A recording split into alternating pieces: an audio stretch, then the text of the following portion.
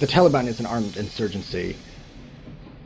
ISIL is a terrorist group, so we don't make concessions to terrorist groups. We feel the Taliban is a terrorist group.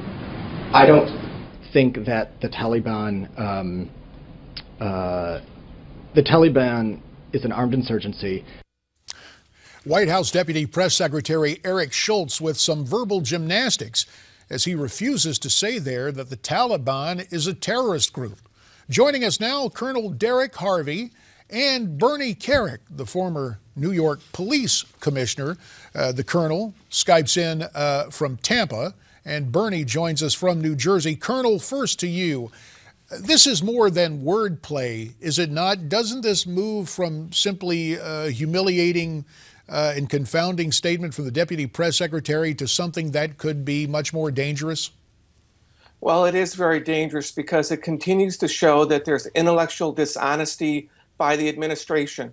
They refuse to define the threat, and importantly, it seems that they don't understand the threat. Words do matter. The Taliban is an insurgency. It's a terrorist organization that is interlinked with Al-Qaeda. For that matter, ISIS is an insurgency too, but it's also a terrorist organization. They are splitting hairs and they're being intellectually dishonest. Bernie, you have had your share of give and take with the press. Do you think this is a situation where Eric Schultz just decided to engage in semantics, or is this more of a deeply held belief within the entire administration? You know, JD, who knows? I'm not sure what he was thinking when he was doing this.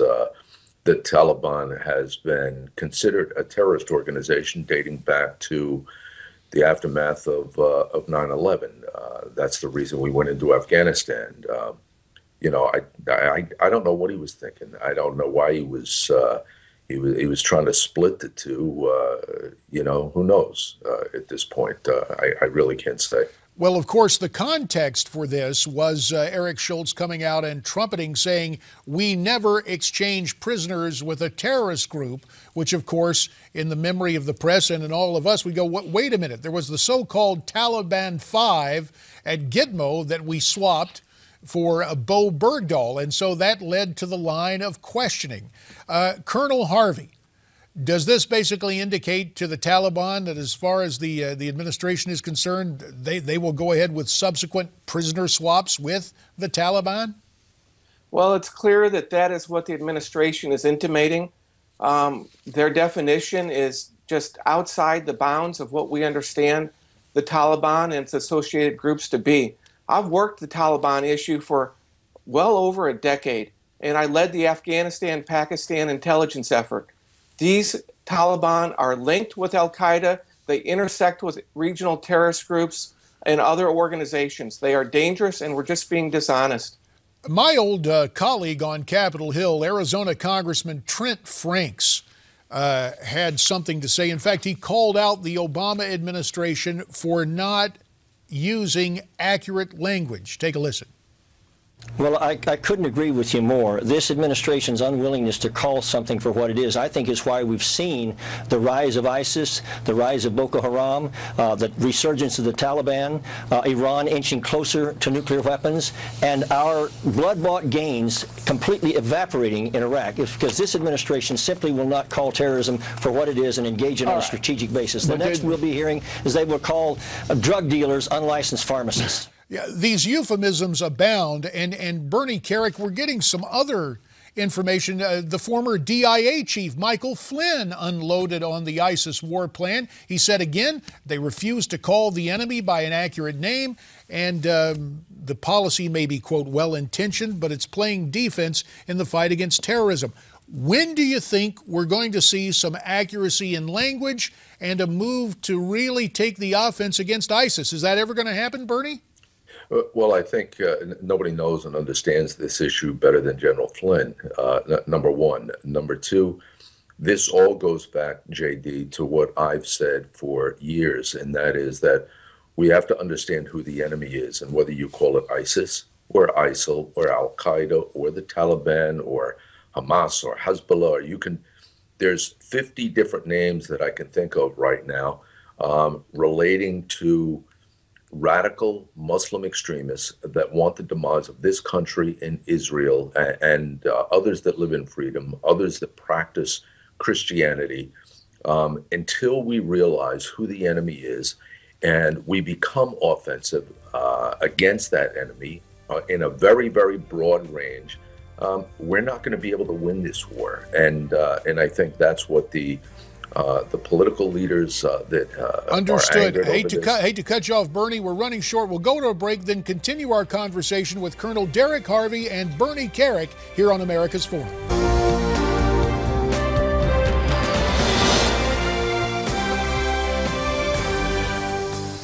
Let's continue our conversation with Colonel Derek Harvey, the director of the Global Initiative for Civil Society and Conflict, and also with Bernie Kerik, the former New York Police Commissioner. Colonel Harvey, to you in Tampa, let's revisit the remarks of the now retired head of the DIA, the Defense Intelligence Agency, General Michael Flynn.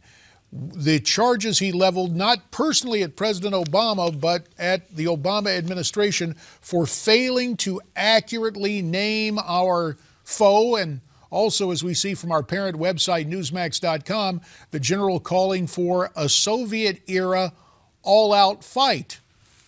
Reminiscent, it's not a Cold War, though, when you're talking about ISIS and these terror groups. What is the gist of General Flynn's criticism? What insights can you offer to it, Colonel? Well, I think there are several things. One, Mike Flynn is an American hero, and he understands the enemy and the fight we're in better than anybody I know in the United States. Secondly, he has a prescription. He was not listened to by this administration. His cautions about ISIS and other things were not paid attention to. He has moved on. He says we need U.S. leadership. We need to be clear with the American people about the type of fight we're in, who we're fighting, and why it matters. We need to define American interests, and we need to organize both domestically and internationally to lead the fight and bring to bear the American power, because American power matters, our leadership matters, and we need to model this effort similar to what Ronald Reagan set in place in the Cold War. And I think the prescription does work, and it is appropriate. Let me go to you, Bernie Kerik, on an item that just appeared in the news today, and it has to deal with both geopolitics and personal security. Iran reportedly is targeting Prime Minister Benjamin Netanyahu's kids by publishing personal information about them, including pictures with his boys in the crosshairs of a scope, declaring, and I quote, "We must await the hunt of Hezbollah." In terms of personal security for the Israeli Prime Minister and his family and this kind of propaganda, is Iran stepping it up a notch? Well, I think they're just being verbal with the threats they've imposed in the past. You have to remember, this is a country that wants Israel blown off the face of the earth. They don't want to see it on a map. They want the demise of the Israeli people. I don't think there's more of a wanted man in this country or in the world, really, than Benjamin Netanyahu.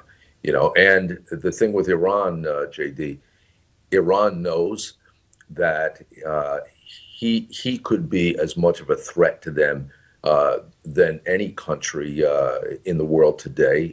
He's no nonsense.